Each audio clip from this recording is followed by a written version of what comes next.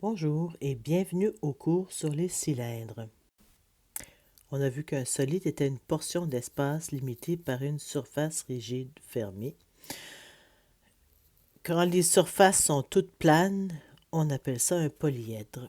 Là, on parle de notre premier corps rond, le cylindre.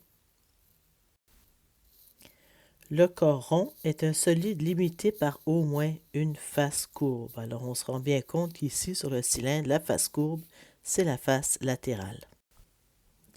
Le cylindre a ceci en commun avec le prisme, qu'il a lui aussi deux faces isométriques et parallèles, ses bases, qui sont toutes les deux des disques.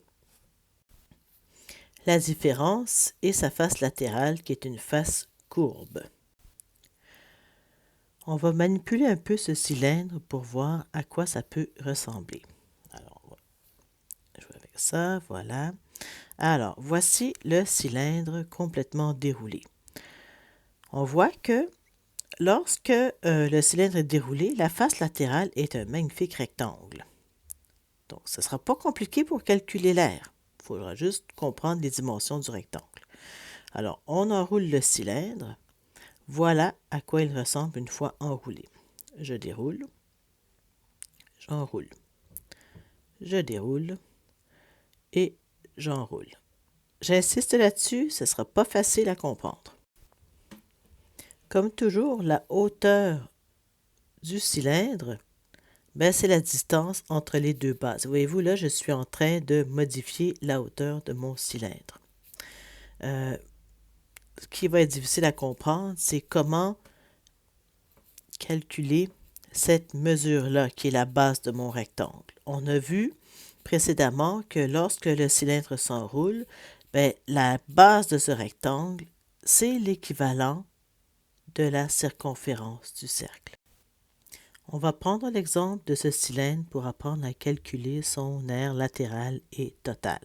Alors, on a un cylindre ici dont la hauteur, donc la distance entre les deux bases, est de 15 cm et dont le rayon est 4,4 cm. On n'a besoin que de ça. Voici mon fameux cylindre développé. Alors, j'ai complètement défait la face latérale qui est maintenant un rectangle. Ce rectangle, il a une base qui équivaut à la circonférence de la base circulaire.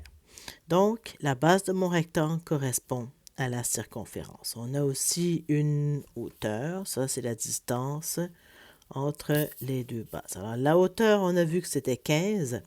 Ce qui est surprenant, oui, c'est vraiment surprenant, c'est que la base de mon rectangle correspond à 2 fois pi fois rayon, c'est-à-dire la circonférence. Bien sûr, vous avez déjà appris comment calculer l'aire d'un disque avec notre ami Pierre Carré.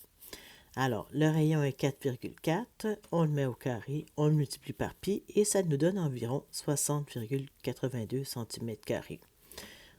Évidemment, l'aire de la deuxième base est équivalente également à 60,82 cm². La partie difficile, ça va être l'aire de ce rectangle. Alors, pour calculer l'aire d'un rectangle, bien sûr, on fait base fois hauteur. Or, la base ici, c'est la circonférence de la base circulaire, donc circonférence fois hauteur. Alors, circonférence fois hauteur va nous donner l'aire de notre rectangle. La circonférence se calcule en faisant 2 fois pi fois rayon, ou pi fois diamètre. Alors, on calcule 2 fois pi fois rayon. On multiplie ça par la hauteur du rectangle qui est 15 et ça nous donne 414,69. Si on voulait calculer seulement l'aire latérale, il suffisait de calculer l'aire de ce rectangle, ce qu'on a fait ici en faisant circonférence fois hauteur. Si on veut l'aire totale, il faut à cette aire latérale additionner 2 fois l'aire de la base. Donc, 414,69 plus 2 fois l'aire d'une base circulaire, ce qui nous donne un total de 536,33. Et voilà, j'ai fini. pour bien comprendre ce concept, ça va être vraiment important de jouer à enrouler et dérouler une feuille de papier, par exemple, pour comprendre que cette mesure-là, ici, c'est une circonférence. C'est la partie la plus difficile à comprendre lorsqu'on travaille avec un cylindre. Bonne chance!